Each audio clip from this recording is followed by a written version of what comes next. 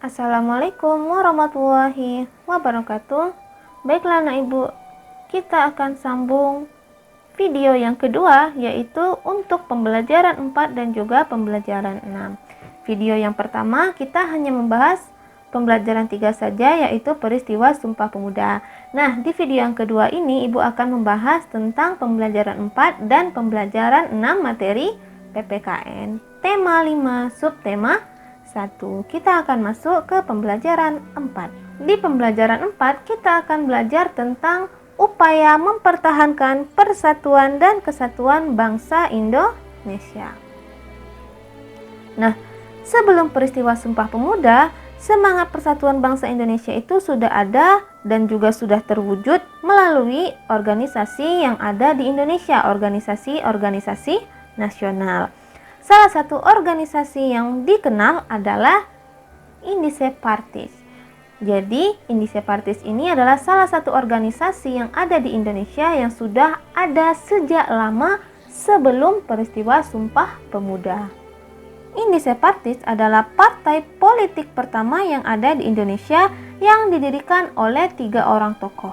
Yang pertama adalah Douws Dekker, yang kedua adalah Cipto Mangunkusumo, dan yang ketiga adalah Ki Hajar Dewantara.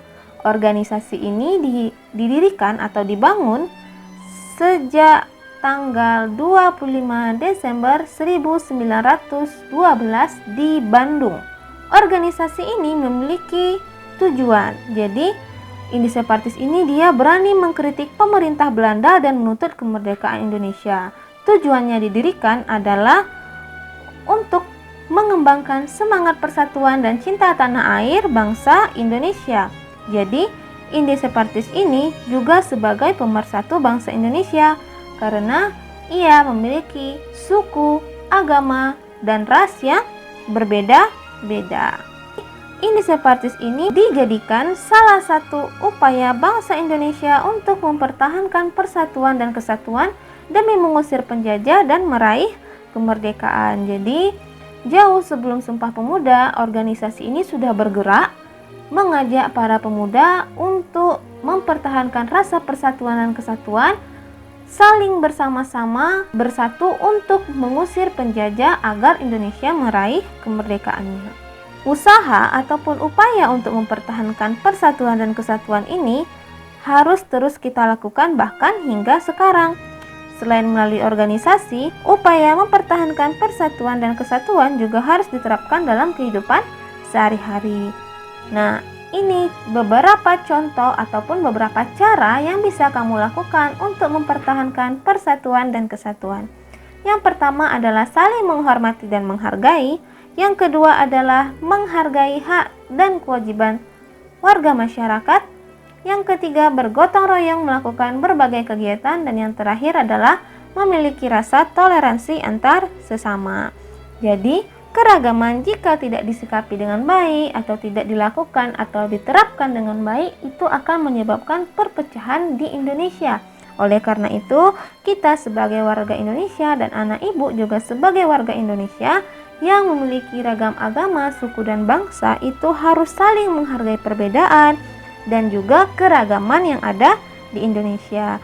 Apa gunanya? Agar persatuan dan kesatuan dapat terus dipertahankan sehingga Indonesia bisa terus aman, tentram, dan juga damai. Baiklah, kita akan masuk ke pembelajaran berikutnya, yaitu pembelajaran 6 tentang usaha mempersatukan Negara Kesatuan Republik Indonesia atau NKRI. Negara Indonesia ini juga sering disebut sebagai Negara Kesatuan Republik Indonesia atau NKRI. Apa itu Negara Kesatuan? Negara Kesatuan adalah negara yang berdaulat atau negara berdaulat yang merupakan satu kesatuan. Jadi, dalam negara kesatuan itu pemerintah pusat memegang kekuasaan tertinggi, sedangkan pemerintah daerah itu hanya menjalankan kekuasaan tertentu yang diberikan oleh pemerintah pusat.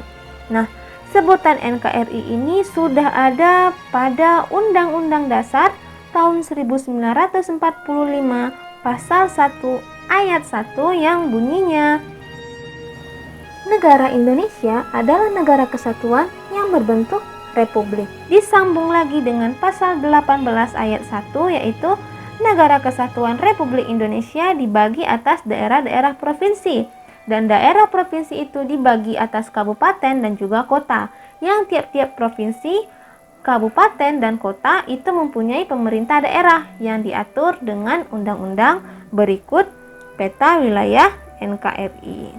Persatuan dan kesatuan NKRI itu merupakan modal penting dalam pembangunan bangsa. Tanpa adanya rasa persatuan dan kesatuan, bangsa akan mudah terpecah belah. Kita akan mudah terpecah belah. Oleh karena itu, sudah tugas kita sebagai warga negara untuk mempersatukan NKRI dengan berbagai macam cara dan juga upaya. Kita saling berpartisipasi agar keutuhan wilayah bangsa Indonesia tetap terjaga. Salah satu cara yang dapat kita lakukan untuk mempersatukan NKRI adalah berpartisipasi atau turut serta dalam kegiatan-kegiatan yang dapat menjaga keutuhan wilayah bangsa Indonesia. Nah, misalnya seperti dalam peringatan Hari Kemerdekaan, ikut serta dalam organisasi masyarakat, ikut upacara bendera, serta ikut dalam kegiatan gotong royong di masyarakat. Untuk mempersatukan bangsa perlu dilakukan secara terus-menerus dan berkesinambungan oleh seluruh lapisan masyarakat. Dengan persatuan, keutuhan bangsa dapat tetap terjaga.